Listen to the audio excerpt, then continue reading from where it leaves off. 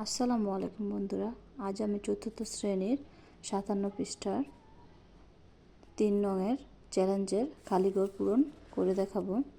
প্রথমে দেখি প্রশ্নে রয়েছে 1 খালিঘর ভাগ 29 খালিঘর 28। এখানে খালিঘর, তারপর রয়েছে 14, তারপর রয়েছে 3, ওপরে 2, আরেকটা ফল খালিঘর। এখানে আমরা সমাধানটা করব। তাহলে আমরা নিচ থেকে শুরু করি যে এখানে 14, এখানে কত থেকে আমরা 4 বিয়োগ করার পর 3 পেয়েছি।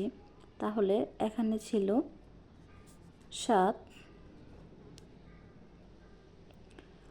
7 থেকে 4 বাদ হলে হয় 3, 1 থেকে 1 বাদ হলে হয় 0। তাহলে আমরা এখানে কত পেলাম?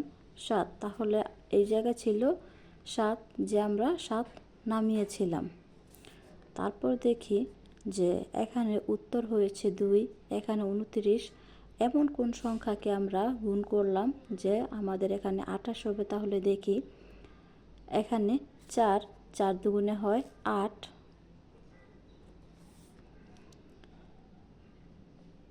2 একে 2, 28। আমরা 28 29 থেকে বিয়োগ করে পাই 1, আমরা এখানে 7 নামিয়েছি। তাহলে দেখি যে আমাদের এই খালি ঘরে কত হয়। আমরা এখানে যে 14 আছে, তাহলে এখানে কত হয়? 14 একে 14। আমরা 17 থেকে 14 বাদ দিলে পাই 3। এই পাশের অঙ্কটা দেখি।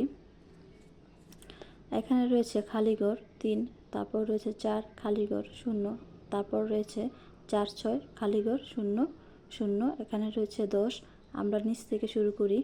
এখানে 0 থেকে 0 বাদ হলে হয় 0, তাহলে এখানে হবে 1, 1 এর 1। তারপরে এখানে আমরা কোন সংখ্যা যা থেকে আমরা 6 বাদ হলে হয় 1? এখানে হবে 7, 7 থেকে 6 বাদ হলে হয় 1। এখানে কোন সংখ্যা রয়েছে যাকে আমরা গুণ করার পর 46 পেয়েছি? তাহলে দেখি যে কতকে গুণ করলে আমরা পাই। এখানে 3 দুগুণে হয় 6, তাহলে এখানে আমরা দেই 2। 3 দুগুণে 6, তাহলে এখানে হবে 2 দুগুণে 4। এখানে আমরা খালি করে পেলাম 2, উত্তরে পেলাম 2। এখন এর খালিঘরটা পূরণ করব। আমরা এখন 47 থেকে 46 বিয়োগ করে পাই 10।